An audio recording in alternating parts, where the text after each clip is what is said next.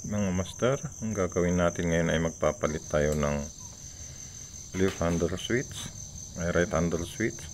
Papalitan natin tayong original nya, walang switch. So ayan, tapos na natin. Hindi ang bilis.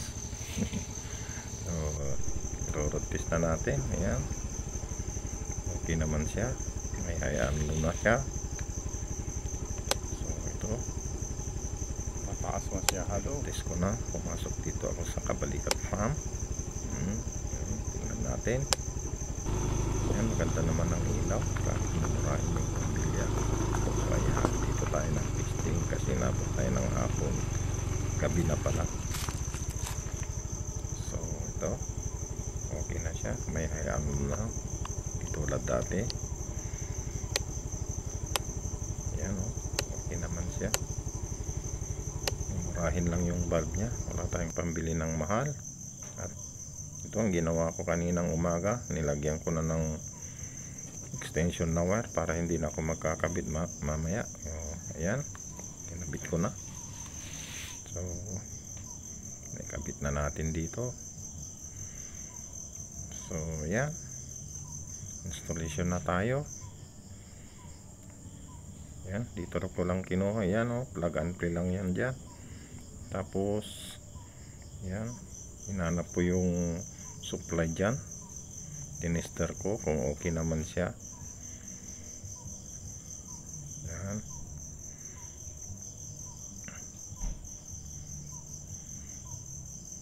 Yan, nakaswitch yan ang tinester ko para makuha ko.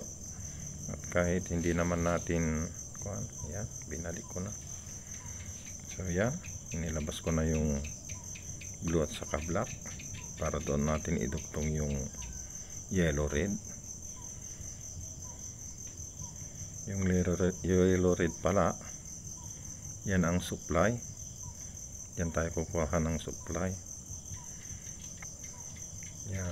Yan ang supply ng ano, yung blue black. Yan ang supply. So doon tayo kukuha ng supply. So yan, binuhol ko na dyan para okay na. Pinagapangan ko ng wire. So ayan, i-fix na natin. So nagtupi na tayo ng kwan kasi may hindi papasok yung kwan tape, kaya tinip na natin. Ganyan lang oh. Yan, yung yellow ang gagaling dun sa supply na battery, B+ yun. Dahil na testing ko dun ang B+. Saka yung isa, yan, papunta yan doon sa center tap ng ano, high and low. Yan.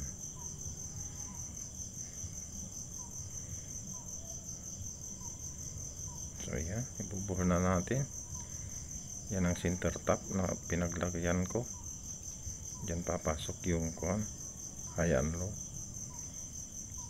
So yan, tapos na tayo dyan sa headlight. Madali lang ikabit yung headlight. So ayan, tapos na, tipan na natin. Ayan, naitip na natin. So i-check lang natin kung tama. Ayan, na-check na natin.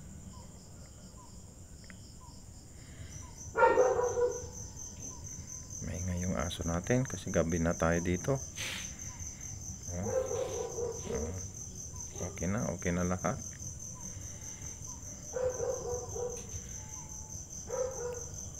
So ito, tapos na oh. Double check na yan, na double check na natin.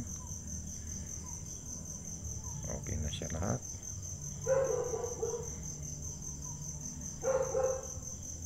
Yan, okay na yan.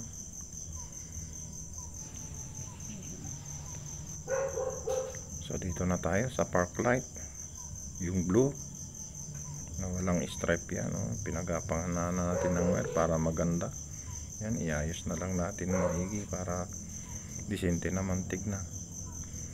So yan, pinalabas ko na yung kwan dyan. Yan, tinister ko rin dyan kung ano yung nasa kwan, yung positive ang hinanap ko dyan. Doon natin ilalagay yung kwan.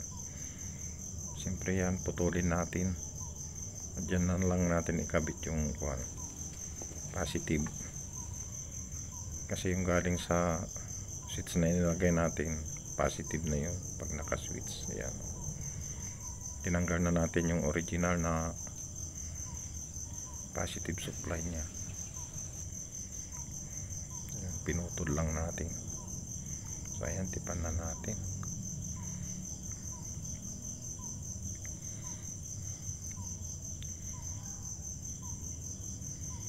So ayan, naitip ko na dyan. Ganyan lang mga friends. So ayan, pagsama-samain na lang natin para disinti siyang titnan maayos. Ayan, parang walang nangyari. O yan o, parang original yung pagkakagawa. So ayan, ibalik na natin yung headlights. Ganun lang, isusok-sok lang yan. Tapos ilalagay lang na ganyan. O, lagyan na natin ng tornilyo, tapos na. Pero yan, higpitan nyo maigi yan mga busing. Taaalog-alog yan. Kailangan yan mahigpit. Yan, tapos na tayo dyan. Testing na. Yan.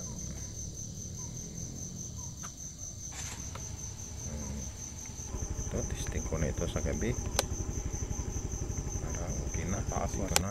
Pumunta na tayo sa farm para i-road test natin.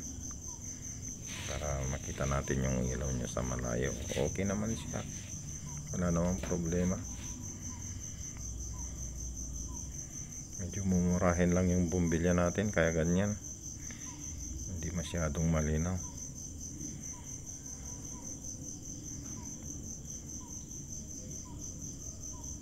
Yan. Okay na siya.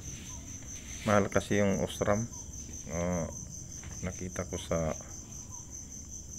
online. 200 plus. Di kaya ng bulsa. Dito na lang tayo sa 40 pesos. Okay naman siya. So hanggang doon na lamang. Tapos nang maghapon natin, wala tayong nagawang